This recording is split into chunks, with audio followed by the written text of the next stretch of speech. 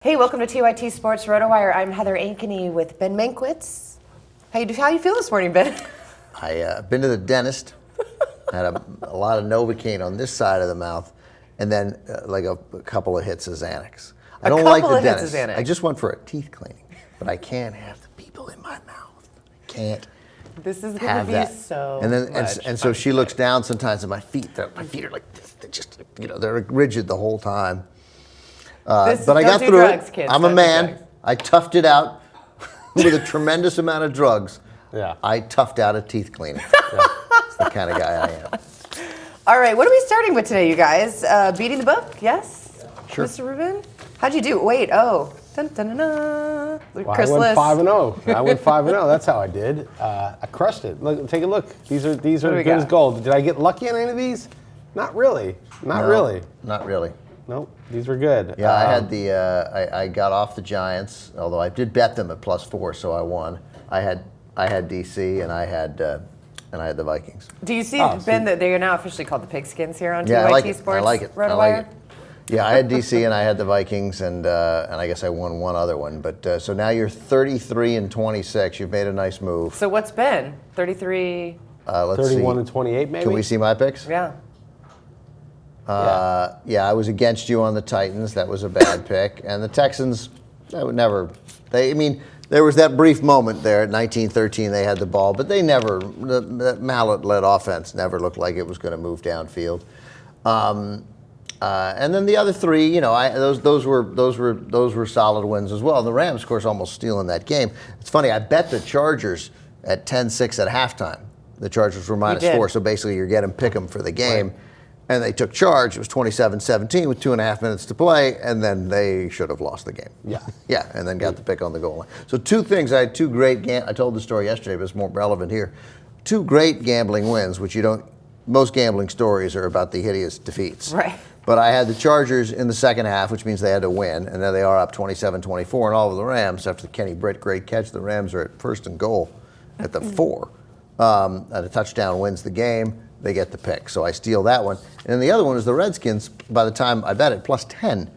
And they're down 17-13, and they have the ball at the 6. And you just know Robert Griffin's going to throw an interception return for a touchdown. But I've said, safety's fine. Right, safety would have been fine. Pick 6. But he got hit, Yeah. blindsided at the 6. The ball bounces right in the air to Ahmad Brooks. There's no one in front of him. Could have walked into the end zone. Took a step backwards and sat down. It was a glorious play by Ahmad Brooks for no reason. Don't underestimate the play by RG3 of fumbling forward, not backward. Yeah, that's true. Because if you fumble backward, just recovering it ends the game. Almost, that's right. Yeah. So anyway, it was. I felt like I stole those two. Yeah. But overall, so I'm 3-2. So what's my overall record? And I'm 3. So I'm 3. I'm 2 games back. Two games back with. Look, there's 5 weeks to play. Yeah. Right. There's plenty of time. I'll mess these up. I don't have a lot of conviction in these picks right now. I mean, every week that I do this with my utmost care and effort, but that doesn't mean I think our tiebreaker should be finishing strong. What? Like our tiebreaker should. Tie? Like if we tie. Like the last 3 games? Like the last 3 weeks? Like maybe the last 3 weeks. Sure. And then extending it back, 4th, 5th, like that. Sure. Right. No problem. All right. Are you going to wear those sunglasses? And also, by the way, it almost guarantees that I win the tiebreaker because I would have to tie you.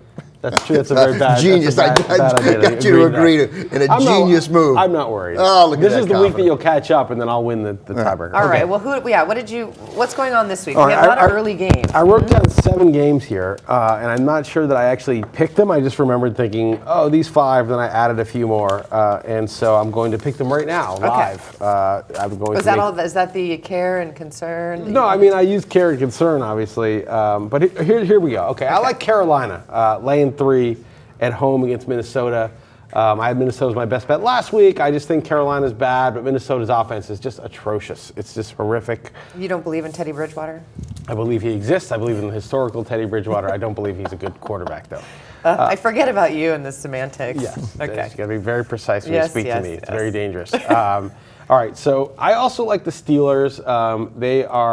There were only 3 last night when I wrote this down. I don't love the 3.5. I don't like New Orleans on the road. I think New Orleans is not a very good team. I like the Steelers. I'm going to lay the points. Do you like New Orleans at home anymore? I took the Ravens in my pool last week just because they're such a better team than New Orleans. And, they had their chance to take charge of the division. They did not. And I think at Pittsburgh's going to cover the spread. They don't throw the pick, return for a touchdown. It's a different game, but they did. Thanks, Ben. Yeah.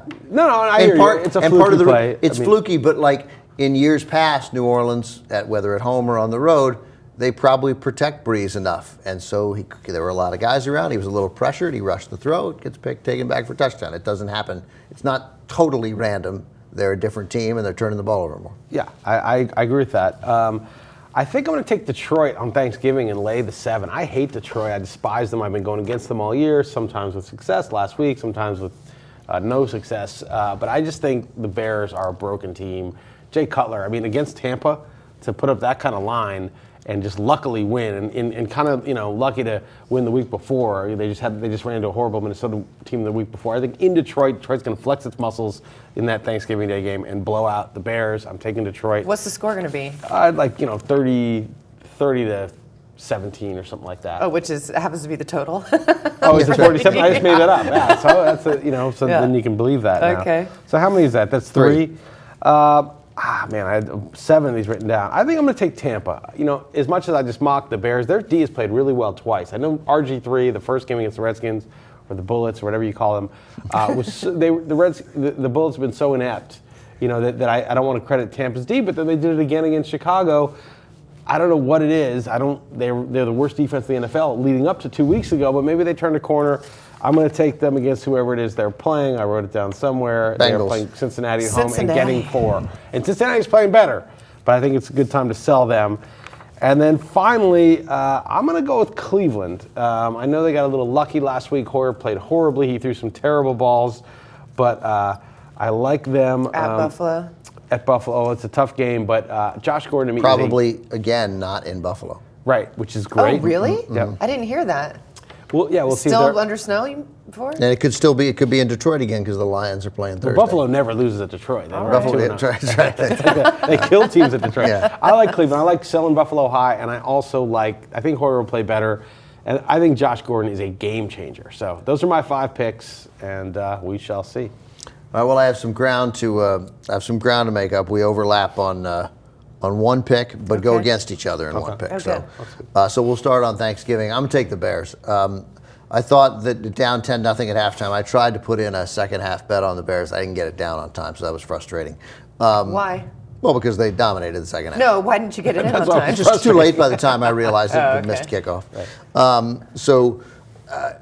I don't know. I see that, first of all, Bears appear to have no home field advantage, so I don't mind them playing in Detroit. And I think Detroit has a longer record of being something wrong. They haven't scored a touchdown in 2 games. They'll score a touchdown at home against the Bears. That streak will come to an end. Yeah. On Thanksgiving. But on Thanksgiving against Chicago, the Lions have actually been, different team, different players. They're pretty bad lately on Thanksgiving. It's not like they rise to the occasion. They've been a bad team most of that time, though. But they haven't scored 17 points in 9 weeks, I believe, maybe 10 weeks. And they've only scored 24 points once, and that was week 1. So they don't score a lot of points. So I think they'll, again, not score a lot of points. And if they're around 24 points, if they max out, if I believe that they're going to max out at 24 points, then the Bears are a really good bet to cover 7.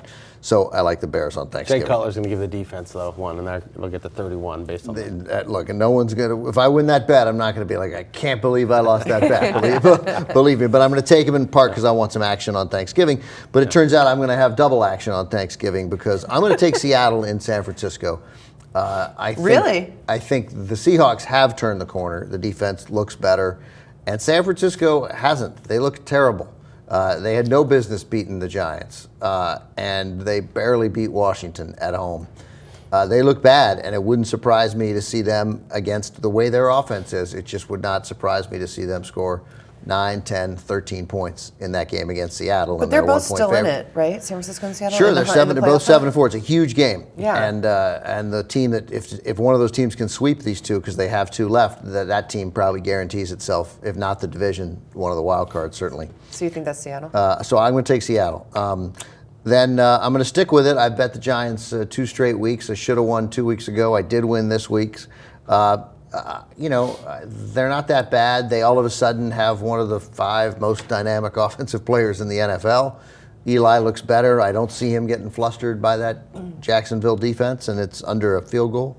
So I like that. They were on my list. I Yeah, just didn't take I them. like Jacksonville much more at a 9 or 10 point Oh, yeah. favorite. They're great at 17 or 18. Yeah, but getting 2.5. I mean, I think the Giants are going to win that game, and so they're probably going to win by more than 3 points. So that one was not hard for me. Where we're even up on is Tampa. Sorry, back to that Giants Jackson. Why is that line so small?